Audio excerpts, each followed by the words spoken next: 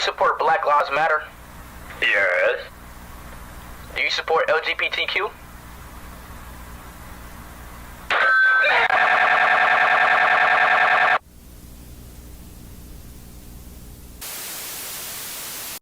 Hey, how's it going?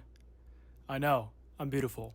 Also, before we start, just ignore everything that's going on in the background. It's my first time doing a face-to-face kind of video, so just get used to it, alright? Also, another disclaimer, throughout the intro and like the first layer of this video, I had the mic really, really close to my face, so you can hear a lot of like and kind of things, just like that, which I demonstrated. So yeah, just keep that in mind. Towards the end of the video, I start to push it more away from me, so there's less of that. So yeah, just be aware. Remember VHS? No, of course you don't. In a world that's slowly inching towards going fully digital, physical media is no longer in the position it was over a decade ago, especially VHS. For my fellow brain-dead Gen Z kids who are wondering what a VHS is, well, VHS actually stands for Video Home System. It was one of the first forms of physical media that really took off. Think of it as a much larger cassette tape that played video instead of music. Oh wait, you don't know what a cassette tape is either? Oh my gosh, look! This is a cassette tape, okay? When you pop it into a boombox, it plays music like Ozzy Osbourne. You don't know who Ozzy Osbourne is either? Well, what the f*** are you doing, you punk? Sorry, I got a little carried away back there. Anyways, back to VHS. Besides being able to use VHSs to watch movies, you also had the ability to purchase blank VHS tapes and insert them into a VHS camera and create your own movies. Many families in the US throughout the 80s, 90s, and even into the 2000s used VHS cameras to record like family events, for example, and while the quality of it was grainy as hell, it was pretty impressive at the time. I even have a handful of VHS tapes containing videos of my mom and her family when she was my age. Baba Booey. As you can tell, the VHS tape was capable of bringing many happy memories to many people, either through watching movies or recording important life moments. But what if someone like you caught something on a VHS tape that you were not meant to see? Like your dad. Well, guess what? You're in luck, because this concept has been taken advantage of so many times by so many different filmmakers, similar to how EDP took advantage of a free cupcake, and that is what gave birth to a brand new subgenre of horror known as analog horror. According to Merriam-Webster, the word analog means of, relating to, or being a mechanism or device in which information is represented by continuously variable physical quantities. Now, in all honesty, my pea-brain can't really wrap around whatever the heck that means. So, to put it in a more simpler term, analog horror is basically just a horror series that involves many different clips and pieces of footage all taken on a VHS camera. See? That wasn't hard. Merriam! Now, as I've already alluded to, many different filmmakers on YouTube all took advantage of this new subgenre, and that gave birth to a crap ton of different analog horror series, plus ARG series as well. Now, a lot of these were actually made from the ground up and used completely original stories. Some of them, however, were actually based on already existing IPs, usually ones you probably remember from your childhood, and pretty much turned them into an absolute nightmare feel. That's what segues us into the major topic of this video, which is the analog horror and ARG iceberg chart. Now, if you don't know what an iceberg chart is, find it out yourself. This is like the 11th billion iceberg video on YouTube, and probably like the 50th time someone has done an ARG one. Now, I admit that this genre of YouTube video has pretty much been done to death at this point, but hey, still gets views, right? Anyways, I digress. This chart was made by Reddit user Fert14, and also, as a disclaimer, I will be adding a few series that I know personally into the last layer, so just keep that in mind. And also, don't expect me to explain every single episode from every single series, because some of these are pretty damn long. I'll give you a rundown of the plot, maybe explain an episode or two, and then talk about what I personally think, or give you the general consensus. You have been warned, so don't go into the comments and bitch about me leaving out some obscure detail that only you've noticed! You degenerate! Alright, layer 1, here we go. Local 58. Local 58 was created by a guy named Chris Straub, who you may not realize is actually the creator of a creepypasta known as Candle Cove. Straub even went on to say that Candle Cove actually aired on Local 58, so I guess we got a whole Chris Straub cinematic universe going on here. The story involves a small TV broadcasting station called Local 58, hence the name, that airs in Mason County, West Virginia, which is famously said to be the home of Mothman, along with a bunch of other cryptids and mythical creatures and crap like that. Throughout each episode, the programming blocks become more and more twisted and uneasy as it begins displaying messages that seem very unordinary. The final episode pretty much reveals what was causing all these weird events to occur by showing the super eerie video of the moon. We can see markings and possibly human-like structures all over the surface, and then all of a sudden it cracks open like an egg, and then the camera dude walks up and bows down. Obviously, this video is super cryptic and very hard to understand, but I can definitely tell that Stroud was trying to do like a sort of thing where he was allowing the viewer to make up their own interpretation of whatever the heck just happened, which, in my opinion, is kind of a kick in the face because I'm lazy and I don't want to think. I want to get the answer. But according to YouTuber Wendigoon, however, he believes that the moon is actually home to some massive creature that was contained within its core, which is why we see it bust open the last episode. And throughout the series, we see depictions of the moon landing with Neil Armstrong, and Wendigoon even goes on to state that there was 11 minutes of the recorded footage between the conversations between NASA and Neil Armstrong that were never made to the public. And he theorizes that this 11 minutes of footage were them talking about something beneath the moon's surface. Whatever was down there was most likely angered by the unwelcome guests and began sending messages to Earth, which were picked up by radio waves and then broadcasted by Local 58. Overall, many people agree that this series kicked off analog horror as a whole, so I guess we have Chris Schaub to thank for that. The Mandela Catalog. If you use TikTok or Instagram often, which you do, then at one point in time around a year or two ago, during a doom-scrolling session after watching clips of happy families die in horrific car accidents and clips from Family Guy and Subway Surfers gameplay just below it, then you would eventually come across a horror-themed reel. Out of all the horror-themed reels that appear to you at 3 a.m. when you should be asleep, there was one specific theme which involved seeing something called an alternate, which is pretty much a doppelganger of yourself. Here's an example of what I mean.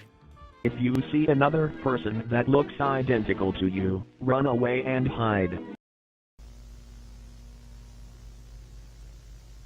This trend caught on fire around, I believe, 2022, somewhere around there. I could be wrong. However, what you may not realize is that this idea and this concept all came from the Mandela Catalog. The plot involves the fictional Mandela County, located in the US, which is being terrorized by otherworldly creatures known as alternates. The first episode shows that alternates have been around since biblical times by claiming that the angel Gabriel, who revealed to the Virgin Mary that she would give birth to Jesus, was not actually who he says he was, but rather an imposter. The following episode shows a PSA that describes what alternates are and what to do if you see one. This is also where a lot of the audio and video clips from the TikTok videos all came from. Throughout the rest of the series, though, it kind of repeats itself over and over again with more PSAs and even recorded incidents where people had encounters with an alternate. The only thing left to note, though, is the fact that a lot of the stuff that was shown in the series are actually used in memes now. Like this dude. I didn't know this mother sucker came from the Mandela Catalog. Also, this one image looks a lot like this meme, so yeah. The Monument Mythos. Okay, so if you guys are familiar with my channel, you probably know that I have a sort of a personal relationship with this series. But for those of you who have better things to do and don't have time to watch my videos, basically the Monument Mythos involves an alternate universe of the United States where many of its national monuments are being caught in the crossfire of supernatural events. Most of the time, the government is hiding something within the walls of a monument, or the monument itself is infected with some kind of otherworldly force. A good example of this comes from the Rushmore Revenge episode, which, I've already stated, scared the absolute out of me. It starts with Mount Rushmore being vandalized with spray paint graffiti. Then we see a series of video recordings documenting the monument throughout a single week. Nothing too concerning happens until the very last video is shown, and we see that Rushmore is holy. Yeah, the first time I saw this, I shit my pants, and my older cousin was the one who showed it to me, so because of that, I burnt down his house, and then right after that, I forced him and his entire family to watch a compilation of Amy Schumer's stand-up routines on YouTube. That's what you get for scarring me for life, Michael. The Backrooms. Alright, a lot of you guys are very familiar with the idea of the Backrooms, but if you're not, the Backrooms began in 2019 with a post on 4chan, of course, depicting this very ominous liminal space photo that the OP said was in a big office complex. They went on to say that the way you enter this place is by falling out of reality, or no-clipping, which is a term used in many video games. Somehow this photo alone took the internet by storm, as everyone became super fascinated with it and where it was taken. However, recently I've seen some posts claiming that it was taken in Wisconsin. However, the building has since been remodeled and looks nothing like how it did in the photo. But the Backrooms concept did not stop with that photo, because shortly after this photo went viral, a filmmaker known as Kane Parson started to wonder, what if this could be presented as a whole other dimension? What if there could be organisms that live in this said dimension? What if your dad finally came home with the milk? Well, he answered those questions with a super popular fan film which kickstarted the Backroom analog horror series.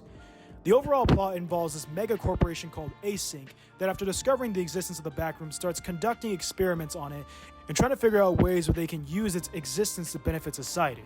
Sounds like a recipe for disaster in my opinion, and I'd be correct, especially for the employees who have to actually go down into the backrooms and collect data from it. Petscop. Petscop involves a fictional PlayStation game that bears the same name as the series. It follows the narrator Paul as he records walkthroughs of this game, which involves the players solving puzzles and capturing creatures known as pets. During one of the playthroughs, Paul mentions that there was 2 notes in the case of the game, and one of the notes contained a code which can be put into the game. Paul does exactly that, and things immediately go south from there. I guess the moral of the story is just don't use cheat codes or bad things will happen. Exploshi.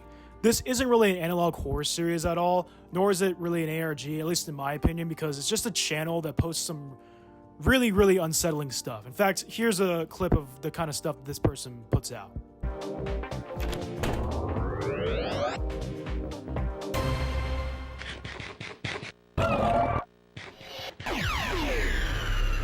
Hand over the Argo cereal, darling.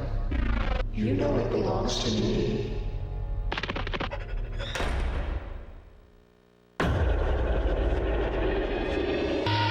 I have no words. The Blue Channel. Okay, to be honest, this one is pretty unnerving to watch. The Blue Channel revolves around a TV channel that is showcasing a brand new prescription-style medicine called Thalocin. Thalocin is meant to treat a mental disorder called AED, or advanced emotional deterioration, which is attributed to memory loss, lack of feeling, etc. Each pack of Thalocin would give you 5 pills that each produce their own specific emotion, which are happiness, sadness, anger, fear, and relief. Other emotions are available to purchase as well. However, after this commercial ends, another commercial airs that shows a brand new product called Thalocin Plus. Thalocin Plus allows those who are not suffering from AED to experience emotions that were not capable of being felt by human brains. Unfortunately, this is where things get pretty horrific.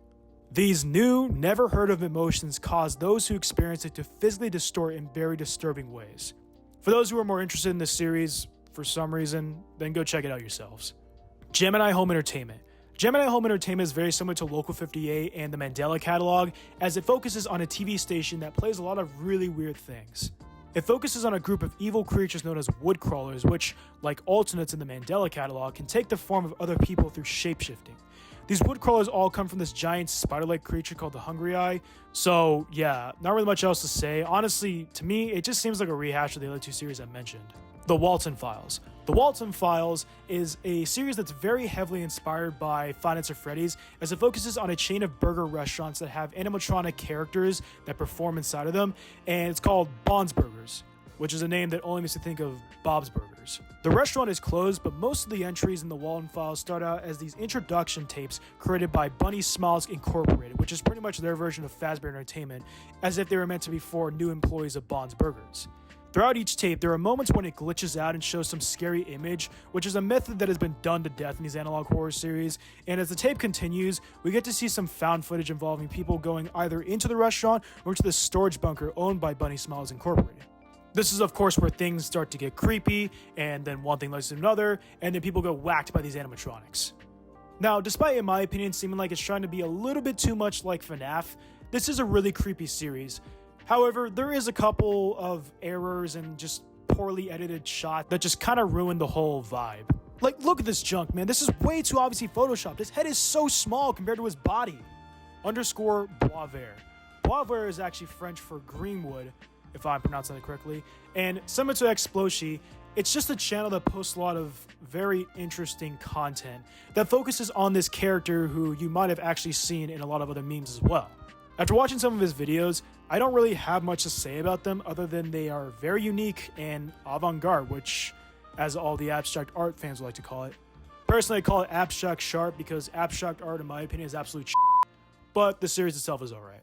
Okay, on to layer 2 now. The FNAF VHS tapes. Oh man, this is probably the most popular ARG/analog horror series out there. The FNAF VHS tapes are not one specific series, but rather a whole massive collection of different series made by different creators with so many different stories. Like, there's more FNAF VHS tape analog horror series out there than the amount of times I've committed tax fraud. It's really difficult to pick one specific series and talk about whatever that may be. So instead, what I'm going to do is that I'm just going to go over a bunch of different episodes from different series that I like, and maybe if you're interested, you can go check them out yourselves. This first one's called Power Outage.mp4 by Squimpus McGrimpus, where we see a realistic depiction of what it looks like when the power goes out in FNAF 1. Baba Booey. The next one by Velox is probably the only FNAF VHS tape video that I actually find genuinely scary, and it's Grand Reopening. It follows a girl recording her first night working at Freddy Fazbear's Pizza from FNAF 2, and as she gets settled into her office, the animatronics begin to attack her, and then she tries to hide in a storage closet, only to be met by the old animatronics. They then take her to her room and have her stuffed in a suit, using the method that was utilized in the FNAF movie. The voice acting is super good in this one, and it really got me the first time I watched it. But the video doesn't stop there, as it goes more into detail how much damage the girl's body took from being stuffed into the suit, and then we get to see this super chilling image of the three animatronics with this eerie music playing in the background. Thanks Verylox for scarring me for life too. I would do to you what I did to my cousin, but I don't know you, nor do I know where you live, so you're spared. For now!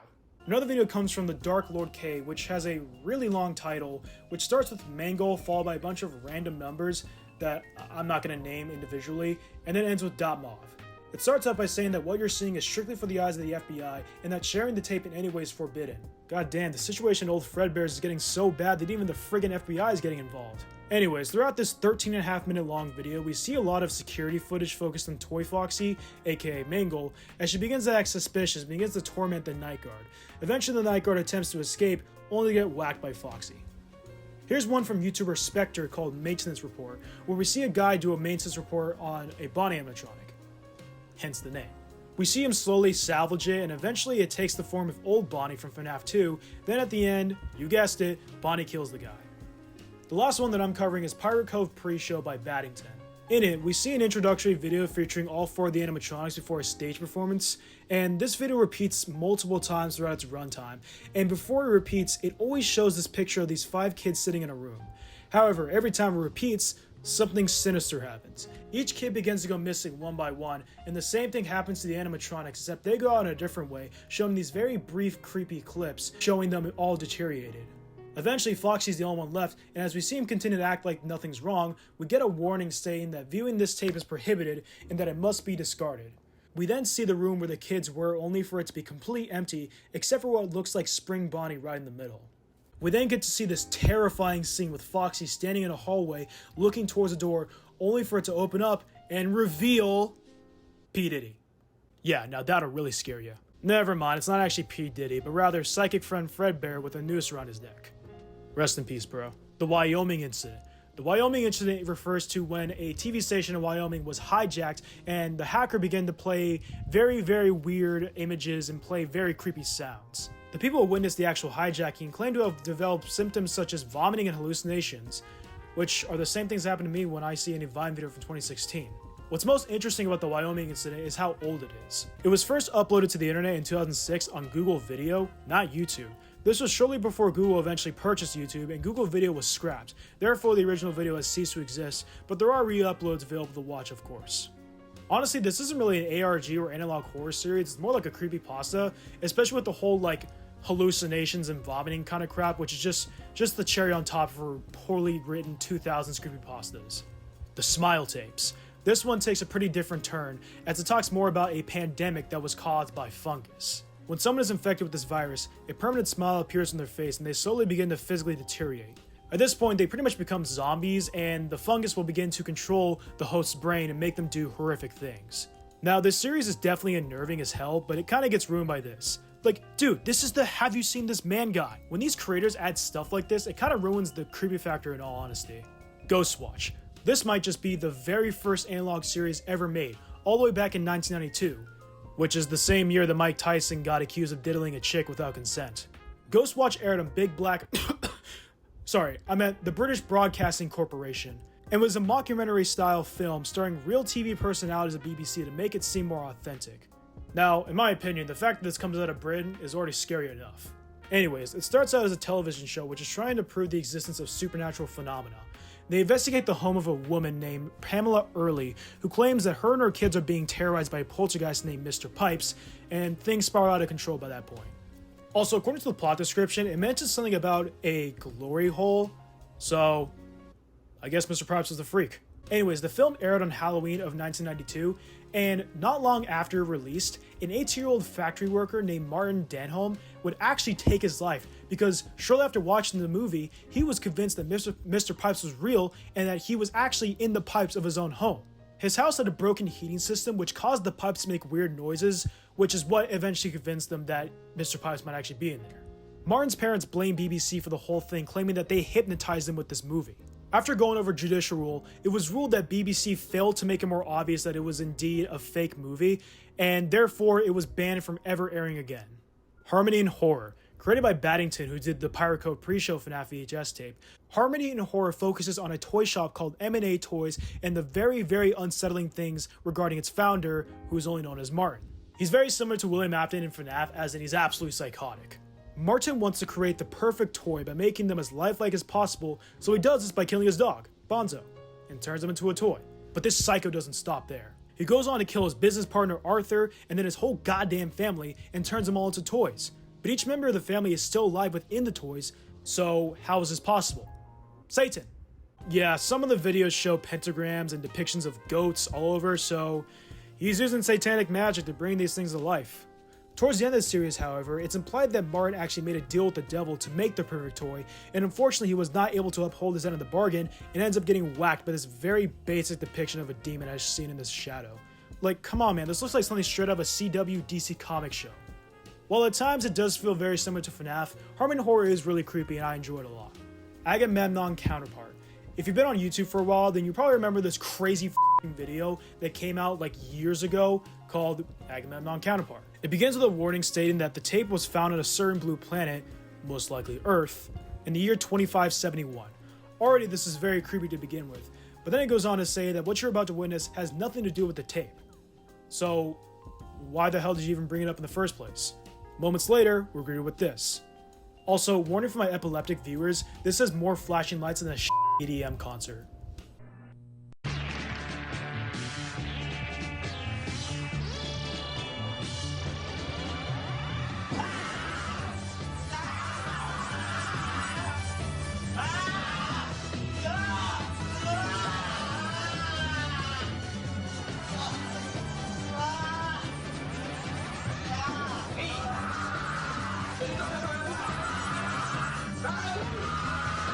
This video really took off when it first came out, and almost everybody and their mom was trying to figure out what it all meant. Of course, creepypastas were made about it, which were all fake, along with every creepypasta ever. And eventually, as time went on, we got to learn more about this video. The music in the video comes from the movie The Human Tornado, and the screaming that we hear comes from a French film called A Cry From Within. CHSS. Alright, now we're delving into some MK Ultra level stuff. CHSS is a series of instructional videos and ads for a mental wellness program backed by the US government. As it progresses, however, it becomes more and more cryptic by throwing in creepy mind-bending videos with hidden messages and supernatural occurrences as well. Also, throughout the series, we get to see depictions of a Wendigo, which looks a lot like this. Max Headroom. The Max Headroom incident refers to a TV hijacking that happened on November 22nd, 1987, when someone dressed up as Max Headroom hacked a TV station in Chicago and began to spew nonsense at the viewers. For those wondering, Max Headroom is a character from the dystopian film Max Headroom 20 Minutes into the Future, and I guess the hacker liked him so much that he used his likeness in this hijacking. The hacker made his first appearance during a Channel 9 sports segment featuring Dan Roan, who was highlighting a major win the Chicago Bears had against the Detroit Lions. In the middle of the show, however, the channel went black and the hacker appeared. The network freaked out, obviously, and tried everything in their power to redirect the signal back to Roan. Meanwhile, the hacker was having some of his own issues as he could not get any audio to come out from his end.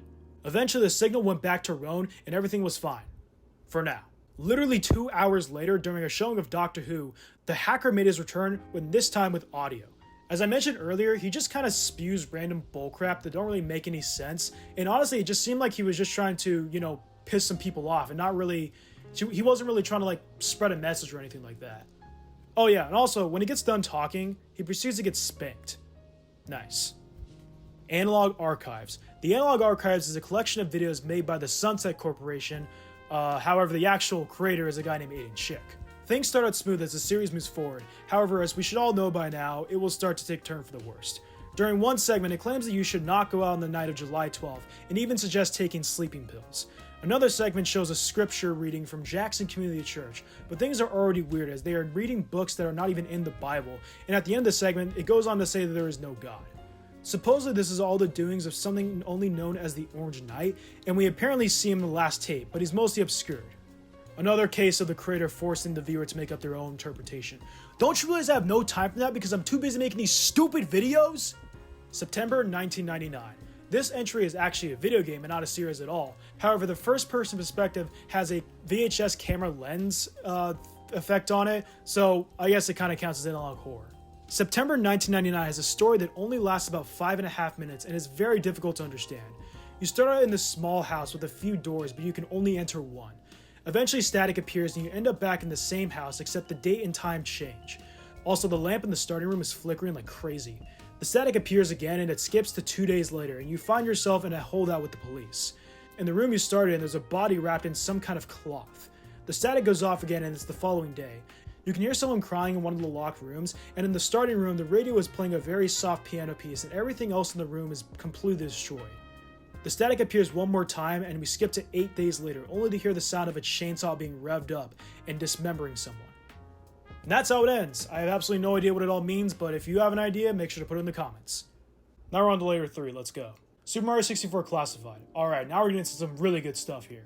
SM64 Classified is a series that's based on a really popular theory about Super Mario 64, claiming that every single copy comes with a personalization AI chip, which causes it to change the game based on the player's wishes and actions. The changes could be as simple as adding a few more enemies in a certain level than intended, or an extra step being added to a flight of stairs. But in other cases, the AI could insert unused assets into the game which were scrapped during development, such as entirely new enemies, levels, and even new playable characters. The theory came about from online message boards in the early 2000s regarding Super Mario 64, where many people started saying they saw different things compared to what other people saw in the game. Nintendo had to cut a lot of content from the original draft of the game in order for it to be fully playable on the N64. So, this is what gave birth to Super Mario 64 Classified, made by Greenio. The plot revolves around a developer at Nintendo named Jim who was working on Super Mario 64 and documents his time developing it, much to the dismay of the personalization AI, who was later revealed to be a sentient being. Jim reveals that Nintendo wants it out by Christmas of 1995, so he has to work more hours to meet the deadline. The game ended up releasing in September of 1996, so already we know that they didn't meet the deadline. As the series progresses, we get to see how much the AI has affected the game, which is shown in these really creepy gameplay videos. Like this one where we see Mario in this chamber, which I don't... Oh. Okay. Some of the episodes, however, have text that appear in the game, which is supposed to be from the AI. The series perfectly captures the negative emotional aura of Mario 64, and for those interested in it, go check it out yourselves. Also, for those who are interested in the every copy of Mario 64 is personalized theory, Nessie Retro has a great video documenting it, so go check that out. Chimpy Chippa. Here we have another FNAF-inspired analog horror series. Jeez, there's probably like a ton of these by this point. However, what separates this series from the rest of them is the fact that the actual animatronic that they used in this series was real. They built it themselves. So I gotta give the creator Spring Talk a lot of credit for that. Chimpy Chippa follows a restaurant bearing the same name and its animatronic mascot who also shares the same name. It's quickly established that Chimpy is not an ordinary animatronic and everyone deems it to be really creepy. Eventually it's discovered that looking directly into Chimpy's eyes means that you're looking into his eyes, whether it be Chimpy's physical form or even through a screen, causes you to become possessed by him, and Chimpy begins to take control of many souls. Towards the end of the series, an exorcism is formed in order to fight back against Chimpy, and it ends up working as the woman who sacrificed herself to destroy him was successful. That is until it jumps to 40 years later when we see some neckbeard download a banned commercial from Chimpy's on his computer, which includes footage of the animatronic. Therefore, this schmuck just brought back a demon from the 1980s, all because he was snooping around the dark web too much. Way to go, you just doomed the entire human race. Skycore home video. Okay, when I looked this up, I just realized that I opened up a rabbit hole for some of the most crazy, out-of-this-world videos, which are commonly seen in memes. Skycore Home Video is a YouTube channel that has a huge library of different videos done in the style of 90s entertainment. Most of the videos are not even horror-related. In fact, these are the same people who made that premarital sex PSA where this dude's GF decides she wants to do a little bonking and the boyfriend handcuffs her to a wooden rail, then blows up the whole goddamn room! These are the same people who made that! Not only did they make that, but I also recently discovered that they made this one video called the N-Word Pass, which includes the trademark logo in the title. Yeah, can't forget that. The video goes on to say that the N-Word Pass is a subscription which you can purchase and that Asians and Hispanics get a 50% discount. Skycore also created this iconic video.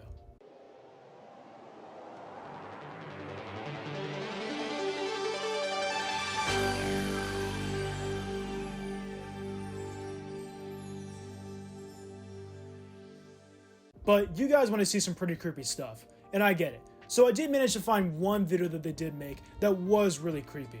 This is called 1999 House Party, and it starts with two dudes playing Smash Bros on the N64, and one of the dudes is on a computer and says that they've been invited to a house party not far from where they live.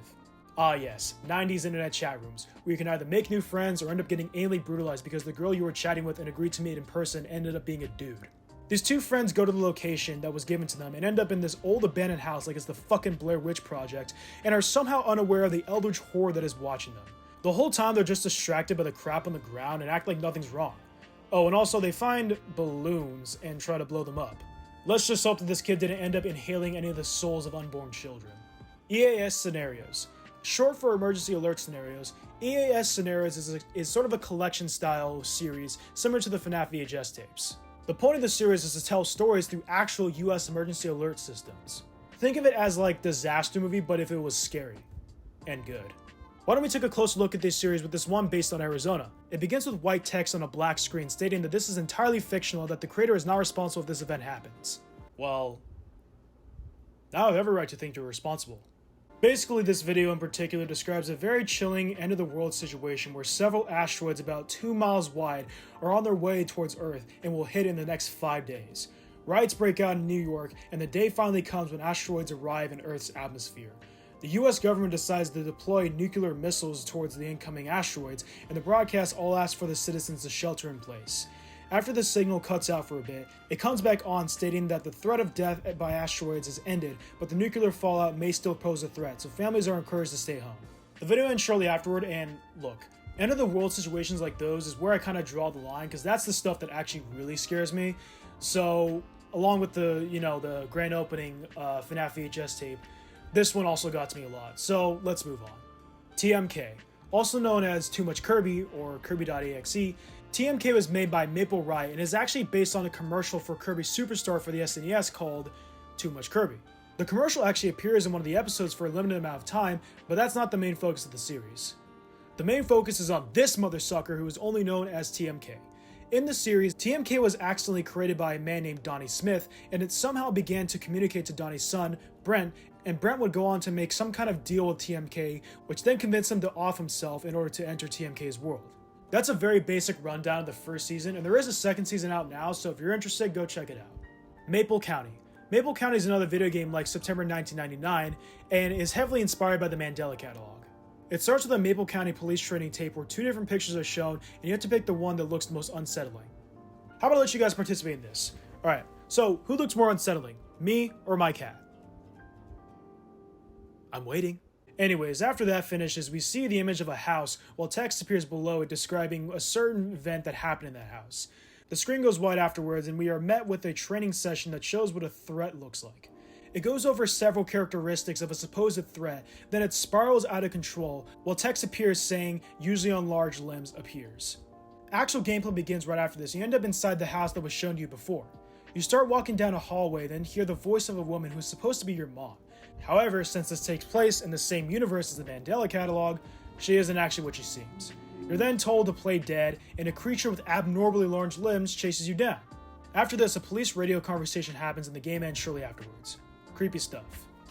The Root Site Conspiracy. The Root Site Conspiracy revolves around a secret group of very powerful individuals throughout the United States and Canada who have a goal of maintaining peace for mankind. Their founder is a guy named Eugene Hartwin, who is also supposedly the leader of the Illuminati, in that he's pretty much an immortal being who has been around since ancient times.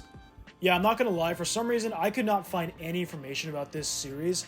In fact, I had to consult another Iceberg in order to get information. Like, I looked everywhere. I looked on YouTube, Reddit, and eventually I did look up on Google, and for some reason, it took me to this one website that had Japanese or Chinese text. I don't know, it looked like this. And I don't even know what it was supposed to be. Like, I don't even know if it was the same thing. So, I just went off of what this one Iceberg told me, and so, yeah. But if any of you guys have any ideas, or are aware of it, feel free to let me know. Although the Iceberg video that I checked out was made by YouTuber Don't Look At Me, so feel free to go check out his video. But only after you finish this, you piece of shit! Knock Plus 10. Knock Plus 10 revolves around a secret government project that is said to be more impactful than the atom bomb.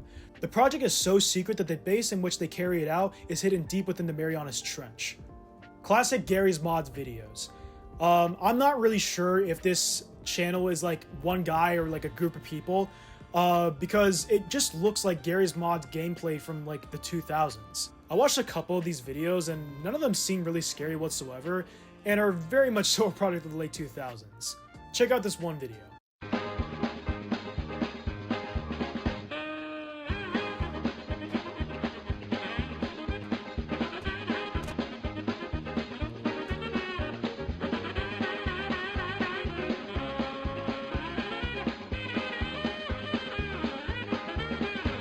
If you find that scary, well then, but just wait till you see Disney Plus's The Acolyte.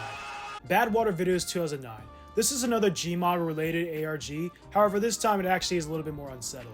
It follows characters taken from Team Fortress 2 who are being used in machinima style videos. However, in the first couple of episodes, we get the sense that these TF2 characters are actually sentient and don't seem very thrilled about the fact that they are being utilized to make these videos.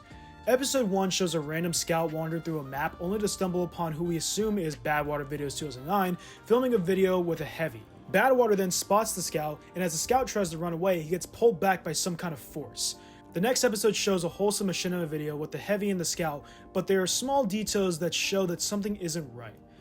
Episode 3 then shows the scout's perspective and what happened shortly after the video was complete. The series continues with that very similar tone throughout the rest of it, and honestly, I think it's one of the most creative ARGs I've seen so far.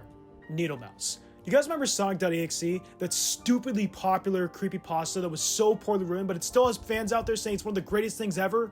Good God, those are dark times for the internet. Like so many stories of stupid haunted video games and wannabe teenage serial killers. They were all over the internet.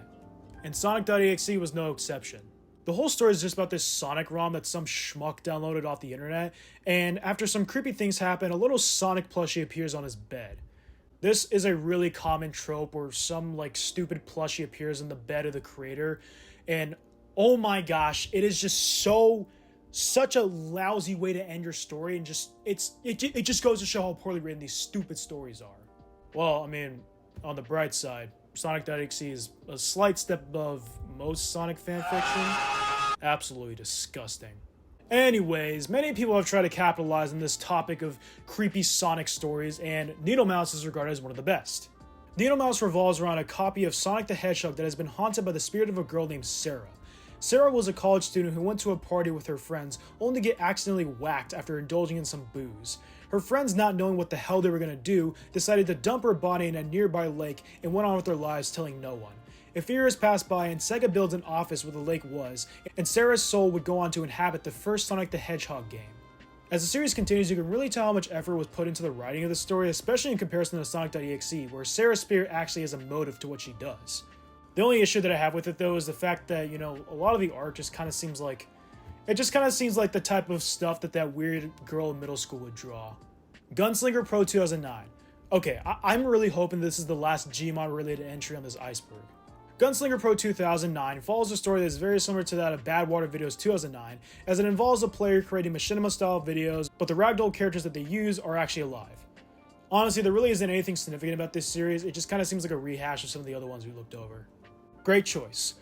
Oh man, this one is pretty disturbing. Great Choice is a short film that plays this Red Lobster commercial over and over again, advertising an entree that includes 30 pieces of shrimp for just $10. In the middle of the commercial, a waiter walks up to a family and asks what sounds good. The mother replies, 30 shrimp please, and the waiter compliments her. Shortly afterward, the commercial resets, and when the waiter asks the mother what she wants, she becomes confused but says the same thing.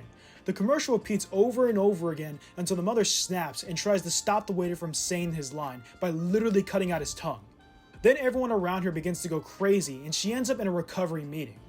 A guy walks up to her and asks if she made 30 days, and she nods yes. Everyone gets up to congratulate her while knocking is heard from the window, and the one knocking ends up being the waiter.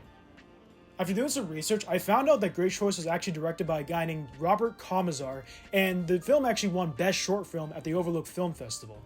The overall message that's conveyed in the film, I believe, involves drug addiction, and the waiter in the commercial segment is supposed to be her drug dealer who she keeps coming back to.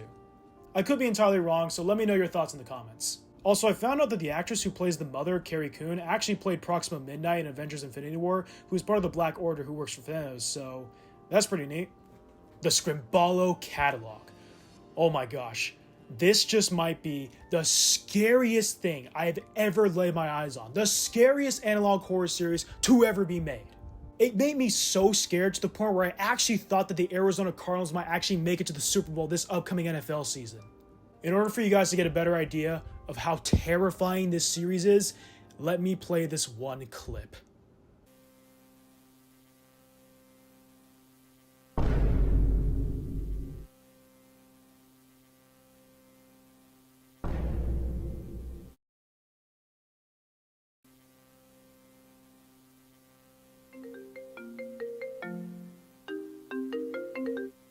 Come over.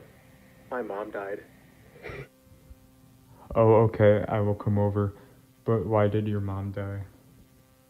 I have to say, I have security cameras for literally no reason. You need to come turn them on. Oh, that's weird. I guess I'll come over and turn on your security cameras, even though I'm definitely afraid of your house. And this has no plot relevance. Wait, I have to say, I think she saw a scary ghost in the room. Oh, that's so weird that she saw a scary ghost. I'm not sus. What the hell? Yeah, in case you couldn't tell by the blatantly obvious sarcasm, this is obviously supposed to be a parody ARG, which is supposed to make fun of other analog horror series, specifically the Mandela Catalog. Well, that was definitely a good palate cleanser, though I am still hoping that the Cardinals will have a decent season. Layer 4 up next. Channel 7. Created by Aiden Chick, who did the Analog Archives, Channel 7 is another series that centers on a TV station like Local 58 that starts to show some pretty unsettling stuff. While theories surrounding Local 58 claim that aliens are behind everything, Channel 7 straight up just says that aliens are the perpetrators. We get a better look at this in one episode where we see some dude wandering through a forest and find some weird things, such as this thing which looks like a popped balloon. Literally you can see the stem at the bottom. He then finds an empty plastic water bottle just chilling on a branch. Not sure that's supposed to be scary. Shortly after that, this weird electronic garbling starts playing, then now go to the bathroom and check your pants, you wuss. Winter of '83. In the fictional town of Fawn Circle, Minnesota, a horrific event was about to take place. This threat would make its appearance in the last few months of 1983 in the form of snow. Yep, snow. Some sort of violent organism has taken refuge in the precipitation that falls into Minnesota and is causing it to take lives rapidly. It can even turn itself into a snowman. Crystal View Records. This was another series that I could barely find any information on, similar to the Root Site Conspiracy. I had to consult another Iceberg for this, but even they had limited info as well. The only other trace that I have of this series is through the r/analog horror subreddit, which had a video link to the series, but that video was unavailable. Jeez, can I talk about this series or what? Well, anyways, back to what the Iceberg video told me. They only ever brought up 2 episodes, with the first one being this weird commercial for a grocery store where it shows off different foods it sells, then proceeds to show this really unsettling food called sustenance, which just looks like a pound of human flesh.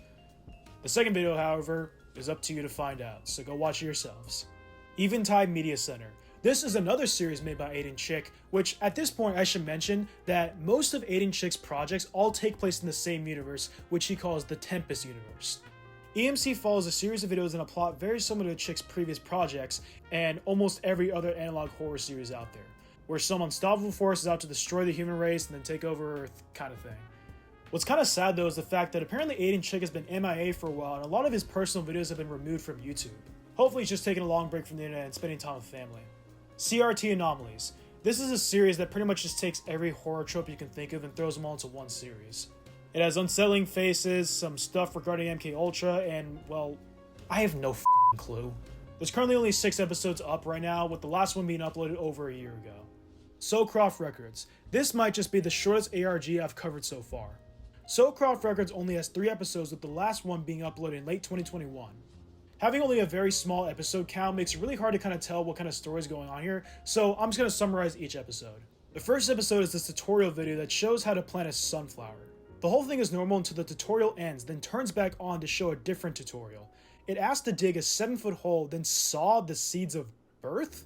What, you mean like jizz? Well, it turns out the jizz seed did give birth to some kind of large creature that came out of the ground, so I guess I was right. The next episode shows a list of people who apparently went missing within the last few minutes. It ends with a message stating that you will be harvested, and we see a recording of a large creature from the first episode appearing over a hill. The final episode is an educational video made for St. Barbara Middle School that details what to do during a lockdown. It has 3 different points, which are run, hide, and fight. They go over run and hide, and it's fairly normal for the most part. Then it gets to fight, and it shows us this super eerie video of someone who barricaded themselves in a classroom, and through the window you can see the creature from the first 2 episodes. That's about everything the series has to offer. The June Archive. Created entirely with Flipnote Studios, which is the animation software for the DSi, the June Archive is a collection of almost 30 videos that each follow different narratives. However, what they all share in common is the fact that during segments of each video, there is this red light that appears along with this big eye in the sky and this really creepy animatronic cat thing. Also, in later episodes, it mentions something about stars, and I really don't know what their significance is.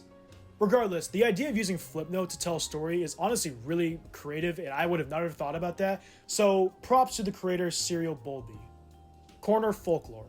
Corner Folklore is another series made by Mr. Montecore, or Alex, who made the Monument Mythos analog horror series. The narrator of the first episode, Riley, immediately explains what corner folk are. He claims that they are entities that exist in 2-dimensional planes within everyday life, and that they only interact with the entities in their plane. However, corner folk can enter and exit different planes due to them being trans-dimensional beings. We even have a recording of them in action. So yeah, here we have some random corner of Riley's house, I'm assuming, and then BOOM! Corner folk!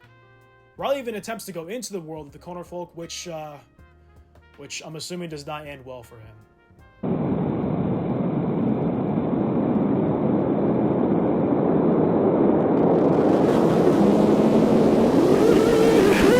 And that's pretty much it for the Corner Folk series. Really short. There's only like one other episode called Corner Girl, but I watched it and I have absolutely no idea what's going on in it, so if you have any ideas, let me know. Gilbert Garfield. Oh my gosh, this series just completely sums up how much the internet loves to torture Garfield. Gilbert Garfield follows our main character Max as he discovers VHS tapes for a lost Garfield show called Gilbert Garfield, starring Gilbert Gottfried as Garfield. Dear Lord, the amount of G's I said in that sentence was insane. Max attempts to recover each tape as most of them have been very worn out. But once we actually get to see each episode that was recovered, we get to understand why this show was hidden away from the public. The Gilbert Garfield show is one of the trippiest, most horrific things ever created by man, and I feel so bad for Jim Davis. Like, this is his brainchild, and this is what they've done to him. The internet has completely destroyed Garfield. It follows Gilbert Garfield as he spends pretty much the entirety of the time he is on camera rambling about the most random things imaginable, which I'm sure is meant to make fun of Gilbert Garfield's mannerisms. He then gets abducted by aliens, then eats so much food that he grows to the size of Galactus from the Fantastic Four comics, and then eats Earth! And it doesn't end there. However, I'm going to leave it right there so you guys can check it out yourselves. Green Mountain Broadcast Station. Here we have another analog horror series that follows a TV station. Dear Lord, man, how many more of these types of analog horror series do we need? There's more TV station ARGs out there than the amount of times I've committed tax fraud. Oh wait, already made that joke. Well, it is true though. Anyways, this series beats Socroft records for being the shortest series on this list, even though Corner Folklore had fewer, but let's forget about that. GMBC begins with a traffic update channel that slowly begins to deteriorate, and then we see who our antagonist is. The weather. Dear God. Let's transition to layer 5 now. Also, no, I am not recording this during the editing process because I forgot to record it when I was filming it. Shut up. Ches Kids Archive. Also, by the way, I'm filming on a different day, so that's why my clothes are different, but bear with me, okay? Growing up as a little kid in the 2000s, I luckily got the opportunity to experience a few internet sites targeted towards kids, such as Starfall.com, for example. For those who spent hours on that site as well, you're a real G. But this analog horror series focuses on a very similar website called Ches Kids. And thank God, because this isn't like another television network one, which, oh my gosh, there's so many of them. The Ches Kids website starts out looking very bright, colorful, and welcoming. But don't get your hopes up, because this is an ARG, remember? Weird and unsettling images begin to appear, such as missing posters and shots of creepy forests, and we even get to see some clues about the whereabouts of the website's creator, Sarah Trills. The series is still going on to this day, so feel free to check it out yourself. Assessment Examination. This is another video game based on the Mandela catalog, similar to Maple County, so I guess it's just a common trend to make a video game based off of that series. The player is interviewed for the Authenticity a Suspect department, and it's presented with a series of questions. These range from how did you hear of this position, do you have any personal experience, how many men has your mom banged in the last 24 hours. I made that last one up obviously, but it does go on to ask if they fear God or if they fear death. After those questions are answered, then they present a bunch of photos of different people and ask the player if they trust them or not, similarly to Maple County. This is where the game begins to branch out to different pathways and eventually leads to multiple different endings. I won't spoil them here, so you have to find them out yourself. The Heartwind Archives. Okay, so as I was looking up this series, this is literally the exact same thing as the Root Site Conspiracy from Layer 3. Like I mentioned before, I couldn't find any information about the Root Site Conspiracy, so I had to go to another Iceberg video and get information from there. And literally what the channel said about the Root Site Conspiracy is what the Heartwind Archives are. Maybe I wasn't paying attention and maybe I skipped ahead and thought that whatever I saw when I did that was supposed to be the Root Site Conspiracy. I have no idea. But overall, if you guys already know, if you guys know about this series, just let me know in the comments. Super Mario 64 Beta Archive. Like I mentioned, the SM64 classified entry, Mario 64 is originally going to look much different from what it ended up becoming. Before the very first beta versions of the game were made, many ideas were thrown around Nintendo about what they wanted to incorporate into the game, but due to the limited capacity of the N64, many ideas were scrapped. Because of this, many people today argue that this caused the overall look and feel of Mario 64 to seem very off-putting, especially during certain moments in the game. They describe this feeling as a negative emotional aura, and while some of it is still kind of present in the final game, it's heavily amplified in the beta versions of the game. And that is what segues us into the beta archive. At first, the channel only uploaded soundtrack clips, but they also uploaded an anti-piracy video which depicted a very realistic looking screen that would appear if your copy of the game was unauthentic. We'll talk more about anti-piracy screens later in this Iceberg. Most of the content on this channel shows gameplay footage of the beta version of Mario 64 and also mentions two different characters named Eric and Meg. And unfortunately, that's where things kind of end there, because apparently the creators of this series had a big falling out and now it's done. They had to completely cancel it and now it's no longer going on. Rest in peace, Sweet Prince. Old Minecraft re-uploads. Minecraft has been around for already over 15 years now, and it still remains as one of, if not the most popular game on the market right now. Though even in the early days of the alpha and beta versions of the game, weird and creepy things have been shared around regarding the game, with one of the most popular rumors being Herobrine, of course. I still have nightmares about him. But other than that, there really hasn't been much that has caught the eyes of most gamers similar to what Herobrine did. However, there was one series that did a really good job of capturing the spook factor of the early days of Minecraft Alpha without the use of something like Herobrine or a already established character. And that would be Old Minecraft Re-Uploads. The episodes of the series have pretty normal titles like Minecraft Base Tour and Really Cool Caves in Minecraft, but it's when you begin watching them that things get weird. You start to get the sense that something or someone is watching the player, and they definitely are aware of it too. The player also brings up someone named Anthony, who at the end of the series you get to see more context about him through a coded message. This message was thankfully transcribed by YouTuber Visiting Cape 1928, and he claims that it says, "You were never really the nicest person, Anthony. Quit lying to yourself." Not entirely sure what that means, but it does make the series more scary. Minecraft Alpha 1.0.16 versions. Wow, 2 Minecraft ARGs in a row, baby! Now this one is a lot more difficult to understand, at least to me, because there really isn't much of a story going on here. Or maybe there is, but it's just a lot harder to understand. I think overall, this more just relies on creepy atmosphere instead of just a continuous story involving characters and stuff like that. Hence the name of the series. This footage comes from the early stages of Minecraft Alpha, which was extremely mysterious at times since no one was a self-proclaimed expert at the game just yet, and everything was so limited. Plus, for some reason, almost everyone who made their own recordings at this time never really thought to increase their draw distance, which made everything around them look like they were in fucking Silent Hill. The suspense of this series is super prevalent, similar to old Minecraft re-uploads, and it makes it really, really creepy. Uncovered Analog. Uncovered Analog uses EAS scenarios in order to tell the story. These EASs all claim that there is some unknown entity that comes out at night and just kills people, I guess. Look, I have no clue. It's just a rehash of every series in this fucking Iceberg, and I'm starting to get sick of it. Solar Tapes. Solar tapes documents a variety of different phenomena that has happened on Earth or even in the solar system. This includes the moons of outer planets, black holes, and even climate change, I guess. One of the episodes claims that Antarctica is almost completely melted away, so I guess it's climate change. I really have no idea. Station 33 TV. Now renamed to the Darrow Archives, Station 33 is, you guessed it, another TV station analog horror, just like every fucking thing on this iceberg. It currently has 2 episodes uploaded, so we'll just go over those. The first episode goes over a list of different myths and urban legends of a small town called Hawkerville. The first myth is known as the puppeteer, which derived from a nursery rhyme that parents would sing to their kids in order to get them to sleep. The second is only known as the Hawkerville cryptid, and according to the text on the screen, this TV station really does not want the people to think it's real. The last one is called a forest preacher, and we even have an audio recording of the cries, so have a listen.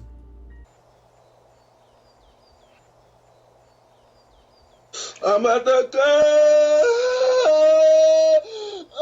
The following episode involves a cult which I can assume is called the Obius Association, so let's take a look. We see text pop up that look like they're coming from a member of this cult, while a very creepy and off-key version of Handel's Hallelujah plays in the background. We end with this creepy picture of this tall being reaching out to a little girl, and then it ends.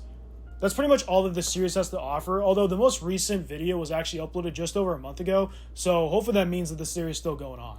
The Power Star Archives. Now, most Mario-related ARGs all center on Super Mario 64, however, this one actually relates to Super Mario World. In it, we are quickly introduced to a twisted AI known as Buggy that preys on the characters of Mario World and takes control of them as hosts, with the first one being Wario. Throughout the rest of the series, we see this consumed version of Wario torment the rest of the gang, and I quickly began to realize how much of this is inspired by the Mario 64 personalization theory, as it states that some copies of the game will include a massive Wario apparition that appears near the entrance of Dire Dire Docks and Bowser in the Fire Sea. I also heard that if you come across the Wario apparition in your copy of Mario 64, you're supposed to have like psychological effects or something like that. I don't know, it's just some made up BS that they put in to make it seem scarier. Employee Tape Archives. Taking place in my current stopping grounds of Arizona, Employee Tape Archives is a series of instructional videos that slowly become more and more sinister. The story that can be made is that a scientist is attempting to splice human DNA with plant DNA in order to create the perfect human being, which is a plot that sounds very, very familiar to the Goosebumps book, Stay Out of the Basement. See? I told you already, you phonies! TV67 WOPX TV. Kind of a long-ass title, but anyways, as you can probably tell, it's another TV station ARG. However, from the looks of it, it doesn't really have anything to do with like anything supernatural, and more relies on like actual events that could happen, so at least this time they're trying to sort of spice things up, I guess. The station at first reports weather, and during a severe tornado, the station tells the viewers that the coast is now clear when it very much so isn't. This is due to a hijacking that occurred on this broadcast. The creator even went on to post a video claiming that the whole series has been cancelled, but then they posted another video that's continuing the series, so I guess it's not. Can you make up your goddamn mind? Layer 6 better be more interesting. It's Just a Burning Memory. It's Just a Burning Memory is actually a song that's very heavily used in a lot of analog horror series, as well as TikTok and Instagram videos that depict liminal spaces. As far as I'm concerned, there's no actual like ARGs that use this name as the title of their series, so I guess it's just referring to the song itself. Brandon Works. Ah yes, Roblox. The game best known for its very mature players, the wholesome and heartwarming messages, and doomsday cults. Brandon Works is a series that follows our protagonist, Ozolog, who records himself playing through some old games that he and his friend Brandon played on Roblox. In one of these games, there was a house that belonged to Brandon, and Ozolog records himself as he visits the house throughout a series of days. After every recording, something changes in the house, and he begins to notice that Brandon's parents were added to it, along with crosses being hung up everywhere. Also, just an observation, but Brendan's mom is kind of thick. As the story progresses, we get the impression that the father is very abusive, and eventually the mother actually leaves the family. The crosses on the walls, the light bins, and even the depiction of the Chad show, VeggieTales, on the TV do not actually imply the fact that the family is religious, but rather that the family has become a member of a doomsday cult, and the father's infatuation with it has caused him to abuse his family. That's about all I'll talk about regarding the story, so I don't want to spoil it for you, so go check it out yourselves. Sonic Limited Edition, The Lost Cartridge. Oh great, another Sonic ARG. One was enough, now we need 2? Anyways, Sonic Limited Edition starts out very similar to Needle Mouse and Sonic.exe. However, this one is probably about maybe 3% more scary than Sonic.exe. The first 3 episodes go in typical Sonic creepypasta fashion, with Tails and Knuckles being pursued by an evil version of Sonic, and then they get whacked soon after. However, when it gets to Eggman in the 4th episode, things start to become a little different. We get the sense that this evil Sonic is not purposely doing these horrific things, and I'll be completely honest, this scene with Robotnik running through this hallway and the silhouette of a very creepy looking Sonic that starts slowly fading in kinda creeped me out a bit. Shortly after that, it starts to go into this thing called the Church of Egel or Igel or Igel. I don't really know. It was probably made for this series. I don't know if it's a real thing, but I don't really feel like getting into that, so let's just move on. The Macabre Experiment. The Macabre Experiment takes every single shitty creepypasta you can think of and combines them in one of the craziest crossovers ever. In this series, each of the characters from creepypastas are known as Macabres, and a secret organization is trying to find them and bring them to a facility to experiment on them. I'm talking about the characters like Eyeless Jack, Smile Dog, Jeff the Killer, Ben Drowned, and most horrifically, Gucci Mane. Also, involved in the story element of this whole series, there are a handful of different characters who are being haunted by this dark figure with this really goofy looking face, and I guess when anyone gets near them, it makes them want to do unspeakable things. Untitled 2008. When I look this up on YouTube, I can only find these random ass videos of that are only a couple minutes long and have the most weird titles ever. One of which was just a 20-second clip of this dude's house, and the other one was... I don't even know. Well, it turns out Untitled 2008 is actually a video game that's similar to FNAF, where you're fixed into one position and you have to interact with objects around you. British Home Entertainment. Now, the title alone would give me nightmares, but for you guys, I'll persevere. The channel that hosts British Home Entertainment's content seemed to be deleted from YouTube for some reason, but according to other sources, the series was actually meant to be a slight parody of Gemini Home Entertainment. The episodes all seemed like there were a lot of MK Ultra kind of stuff, stating that the monarchy is corrupted and the London Ferris wheel is actually supposed to be the eye to a spiritual being. Mark 101. Here we have another Minecraft related entry of this Iceberg, but I think this time the story is a lot more coherent. We follow our protagonist as he records gameplay footage of Minecraft Alpha when things start to get creepy. Usually towards the end of every episode, something strange happens, such as the draw distance randomly dropping to low, or the moon begins to glow red, which becomes a recurring incident in the series. We can assume that the moon is actually alive and is watching over the player with everything he does, so I guess it's just Local 58 but in Minecraft. Pizza Parlor Lost Tapes Party Fun. I can only find one video of this game, and it's just a demo of the game itself. Little Red's Transfer, also known as just Little Reds. This is another FNAF-inspired ARG that centers on a company called Illusion Plus Entertainment, who have created a franchise of themed animatronic restaurants with their mascot being a blue wolf named Little Red. Throughout this series, we see investigations being done on the company and a lot of trippy and unsettling things begin to unfold. Phobos. Standing for the Psychological Home of Bioorganic Studies, Phobos is an organization that claims that they have created a device or strategy to help its users completely eliminate their fears.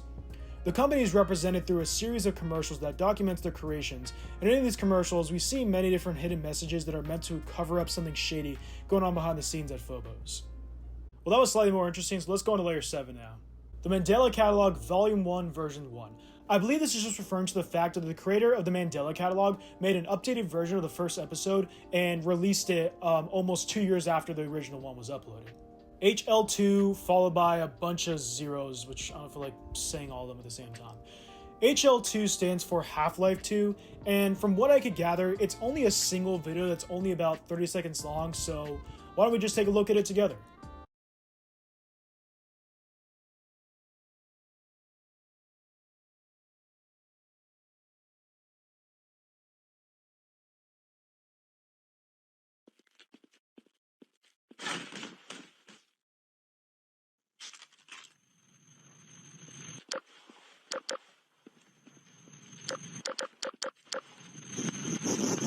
Your guess is as good as mine as to whatever the hell just happened. The Cuddington Files. Never did I expect that this would be a Mario-related entry, and nor did I expect that we would see another Mario-related entry, but here we are. Many aspects of the Cuddington Files are very similar to SM64 Classified and Beta Archive, but the only difference is that all the more unnerving things that happen in this are a little more realistic compared to the over-the-top scare factor of Classified. We follow a game designer who is working on the beta build of Mario 64, and as he's recording his progress, some of the stuff he was expecting to see never showed up, and more intimidating things took its place. Now, despite feeling like it's a rehash of the first two we already looked at, I do still enjoy these types of ARGs, so this one gets a pass. Ruby Dung. For the true Minecrafters out there, you might know that Notch was heavily inspired by the game Ruby Dung when he was creating Minecraft. Ruby Dung was extremely similar to Minecraft and was set to release around the mid to late 2000s. Even the grass and cobblestone textures of Ruby Dung were the same ones used in Minecraft. However, for unknown reasons, the game never released to the public and is still unplayable to this day. Well, more like unplayable in the sense that it's impossible to find. That is until some random guy named Steven found a build of the game on a website called tlow.com. Don't ask me what that means because I don't know. And found a zip file called dungeongame.zip, then proceeded to download it, only to find one of the only existing builds of Ruby Dung in existence. So, he made a channel bearing the same name and documented his findings. Now, this channel might actually be what the point is referring to, so if it is the case, well then, there you go. Polybius Found. I found a bunch of different videos on YouTube that are very similar to this title, however, I believe it's referring to this one singular video that bears the same name. It follows two guys, and one of them claims that he received a tip from an anonymous email stating that they knew the whereabouts of a Polybius arcade cabinet. For those of you who are unaware, Polybius is this creepypasta that surrounds an arcade cabinet that appeared in the Portland, Oregon area around the early 80s. Just when I thought Portland couldn't get any worse.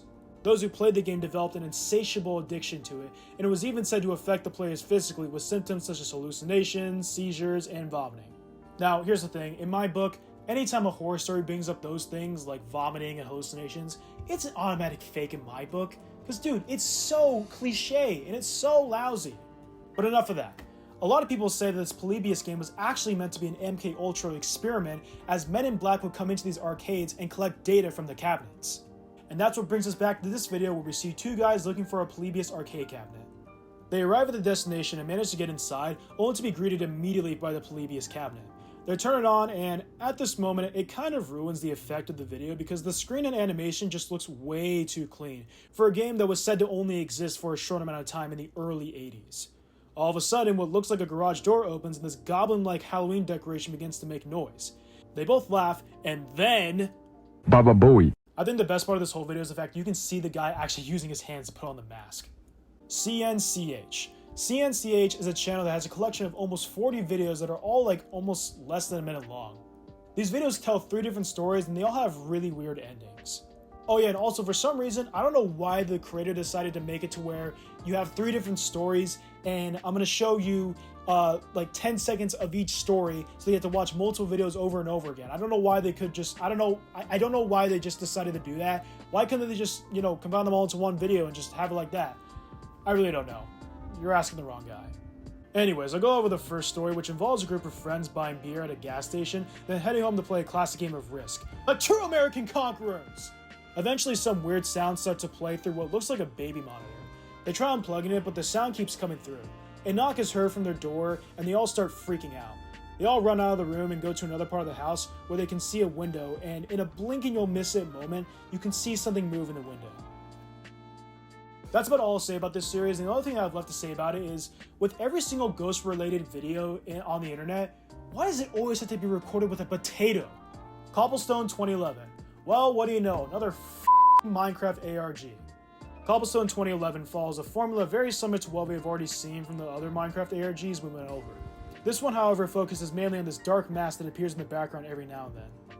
Not sure what it means, but at this point, I guess we can just assume that it's Herobrine, because, he hasn't showed up yet, so I think now's the appropriate time for him to make his appearance. Dolphin Muzzle. This just refers to that really weird and uncomfortable video of some guy who made a human-dolphin hybrid costume and was testing out the muzzle on camera. Also, I heard if you watch this video for too long, you'll want to subscribe to my channel. So, you better keep watching. After doing some research, I found out that the dolphin muzzle prosthetic was made by YouTuber Northfur, who by the looks of it has made many other animal prosthetics. The original video was muted for some reason, but thanks to another YouTuber named AndyAlex115, we have some of the audio that was recovered. Hello, this is the dolphin prosthetic. Unfortunately, the rest of it is now considered lost media. Gmod9 fan re-uploaded. Okay, I did not realize how many Gmod related entries there'd be in this Iceberg, but here we are. Gmod9Fan is another channel who made some old Gary's Mod videos back in the mid-2000s, and then weird things start to happen. Where have I heard this plot? I swear, all these series are just repeating the same things over and over again. Like, I don't even feel like dissecting them, because I know it's just gonna be, like, it's just gonna be some metaphor about, like, child abuse or some stupid crap like that. We're at the home stretch with Layer 8. Old Route. Please God, let this be the last Minecraft entry. Old Route consists of 2 videos that are as interesting as they are creepy.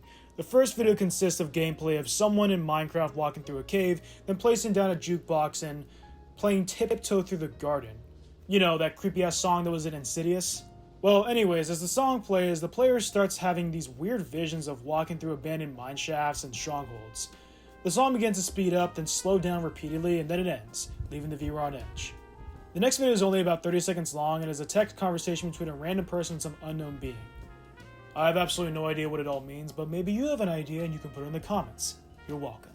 This next one is called 01A51CD0. This channel just has a bunch of really weird and creepy videos posted on it with little to no explanation. Plus, all the titles are made using special characters to make them look upside down. After doing some digging, all these titles are actually meant to be one big message that relate to another ARG called The Recordings. All these entries are compiled into one playlist and multiple different channels are involved with it. Creepy Shed. Similar to the previous entry we just talked about, this is another channel that has a copious amounts of really disturbing videos. Almost none of them seem to have any sense of coherence to them, so it's hard to make out a story, but thanks to YouTuber Hat-Wearing Boat, we have a possible explanation. The story most likely follows a father who, upon arriving at home, goes insane and murders his wife and son. He also has 2 possible assumptions about who is telling the story, which could be the father or the son. And I have to hand it to this guy, because if it weren't for him, I would have absolutely no idea what this series is trying to tell me. July 25th, 2005. It took us 8 layers to get to the first ever SpongeBob related entry, which is surprising since this poor little sponge has been done to death by the creepypasta ARG communities. This entry focuses on a very well-known SpongeBob episode called Your Shoes Untied, which aired on July 25th, 2005. On this specific night, however, a signal hijacking occurred at Nickelodeon, which caused the episode to distort in weird ways. Honestly, that's about it, but when it comes to other SpongeBob ARGs and creepypastas, this is probably the most realistic out of all of them. RRR, RRR, RRR. Really weird name, but whatever. Anyways, this is just a channel that posts some of the most random content ever that's not even really scary, to be honest. To me, it just looks like some random channel that some teenager made that was probably wanting to share their personal life. There's a video of them on a highway driving through what looks like Sedona, Arizona, and then taking a walk through what I can assume is Slide Rock Park, which is in Sedona. Also, a lot of these series have connections to Arizona, which is kind of unnerving to think about. Lost Your Hands. Lost Your Hands has been posting videos going as far back as 2008, and it's probably one of the most cryptic and most unnerving things I've ever seen on this Iceberg so far. There are so many goddamn hidden codes and ciphers in this series that not even the CIA would be able to solve all of them. Well, I mean, if that is the case, then at least it means that this series is safe from their eyes. From what I can gather, the story follows a man named Hans who explains the story of Lost Your Hands not through visuals but through descriptions. This is where all the ciphers come in, and they are mind-boggling to say the least. Let Me Hear Your War Cry. Let Me Hear Your War Cry is a classic scary video on YouTube that is taken from a scene from Fullmetal Jacket directed by Stanley Kubrick. Someone on the internet really wanted to scare the shit out of a whole lot of people, and of course they picked the perfect time to do it when nothing on YouTube was regulated, therefore giving birth to this horrific video. It's about 50 seconds long of these 2 characters with creepy doll faces that are just screaming at each other. Look upon the words that I could have and see that I have none. My Happiest Days. In 2017, the narrator of this story claimed that they found a big box of VHS tapes their dad made in the late 70s and early 80s. All the entries in this series are the archived tapes that they found.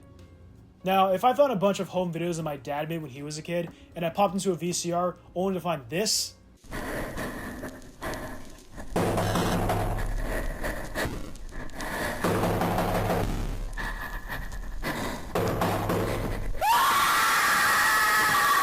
I'd probably call the Ghostbusters, maybe? According to the narrator, their dad is named Morgan Turner and was once friends with Marcus Lawson and Hank Reynolds, where they all worked for a company called Canyon Computers. The narrator goes on to say that their father would eventually create the Turner Assembly, which was a machine that could potentially make humans immortal. Also, I deserve a huge thank you because the text stating that it could make humans immortal was cut off, so I could barely fucking see what it said. But I figured it out, so I expect a congratulations at least. Anyways, regarding the archive tapes, I really don't know what they all mean because it's just scary noises and images in all honesty. Here we are at the final layer. The Kaiju Files. Now keep in mind, this and the next two entries I'm talking about are not actually on the Iceberg, so just keep that in mind. The Kaiju Files is a series that focuses on Godzilla and takes the typical story of him attacking coastal cities and making them much more scary and mysterious. Unfortunately, in my opinion, this series kind of suffers from poor storytelling, which is very common in a lot of ARGs that center on already existing IPs. Although I guess since I'm a big fan of the Godzilla movies, I enjoyed this one a lot more, and it definitely makes the atmosphere of the characters seem much more scary, and keeping them under wraps is always the right way to go. White Stag Education. White Stag Education is a series that focuses on the Pine Barrens of New Jersey, and it documents the beauty of them since it's probably the only beautiful thing in New Jersey. However, deep in the woods, a group of masked people seek refuge within the forest and prey on anyone who happens to stumble past them. These are known as the Strangers, and according to the series, they worship some kind of god or demon-like creature, which, according to some theories, they could be worshipping the Jersey Devil. That's about all I'll say about this series, so you better go check it out yourselves. Unfortunately though, the last episode was released almost a year ago, so hopefully the creator still wants to keep it going. Anti-piracy screens. I mentioned that I'd be talking about this earlier in the video, and that moment is now. This isn't actually an ARG series, nor is it a single video. However, I feel that it contains a lot of elements that are very similar to most ARGs, so that's why I included it. Plus, this topic has been completely done to death at this point, and I feel like if I made my own video about it, I just look like I'd be jumping on a bandwagon, so I'm doing it here. Anyways, anti-piracy screens appear in video games when your system detects that you're using an illegal physical copy of a game. This practice is extremely common, and the idea of it is not scary in any way. However, what makes it scary involves the way it makes you feel when you encounter one. You start to feel this notion of dread and suspense due to the game seeming like it's viewing you as a criminal. Look, I'm sorry, Nintendo. I know you guys are greedy bastards who refuse to let anyone emulate your games, but about 95% of the people who are selling your game library are asking for prices that have to make me skip a rent payment. Plus, I'm wanted by every government agency right now for the amount of tax fraud I committed, so I'm in a pickle here. The dreadful feeling of anti-piracy screens were fully realized when on October 13th, 2020, a YouTuber named Joey Perleone posted a video of a Mario Party DS anti-piracy screen that went absolutely viral. However, the whole thing was a fake. This screen never appeared in the game, and Joey made it himself. Regardless, this kickstarted a whole trend of people making their own fake anti-piracy screen videos for a variety of different games, and it's safe to say that some of these are extremely over the top and obviously fabricated. Though I will say that the trend is still going on, and people really seem to dig it. Mario Syndrome. So actually, as it turns out, this entry was actually a last minute thing that the creator of the Iceberg put in, and I realized that after looking at this one post in the comments thread. He did, however, leave a link to what he was referring to when he put in Mario Syndrome. From what I can gather, the story follows a guy named Josh who is being terrorized by an evil Mario. Also, from the looks of it, the series was made by a kid, which might be why it's so poorly made, but I do have to give credit where credit is due because I probably will not be able to make this as a 12-year-old, so he deserves some respect. Nicholas Fedorov. Nicholas Fedorov is a channel similar to Xploshi, as it posts some pretty unsettling things that are very much so in tone with Xploshi's videos. There's a whole video that introduces him, and it's a super trippy musical number that ends with the most balls-to-the-wall quote I've ever seen. The quiet leaf listens on the transparent branch. Parents, this is why you don't let your kids do drugs. This channel even has videos of characters you recognize from movies and cartoons. Here's one of VeggieTales.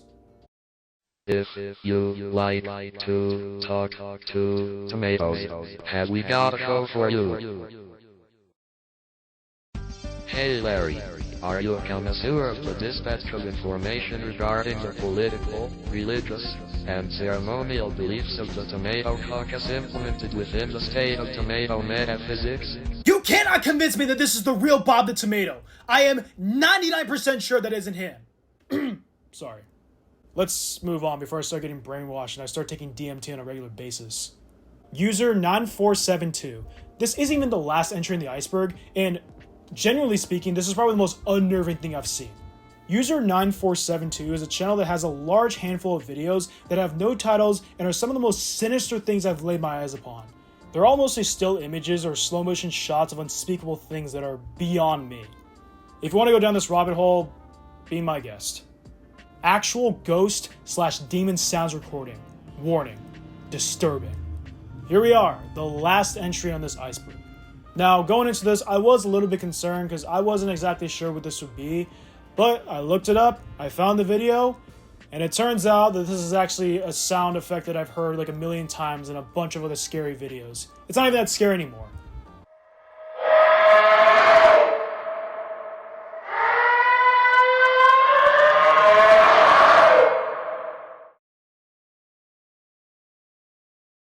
Baba Booey. Well, to be honest, it is still kind of unnerving, so I guess disturbing was the correct word to use. I don't know. Well, we made it to the end. Thanks for watching it. Oh, wait a minute. There's one more entry. Hold on. It's called The Loser. According to the story, it's about a schmuck who spent probably over an hour of his time watching some video about ARGs and did not subscribe to the channel who uploaded it after finishing. He then gets haunted by a bunch of ghouls and goblins who try chopping his dick off. Moral of the story, subscribe!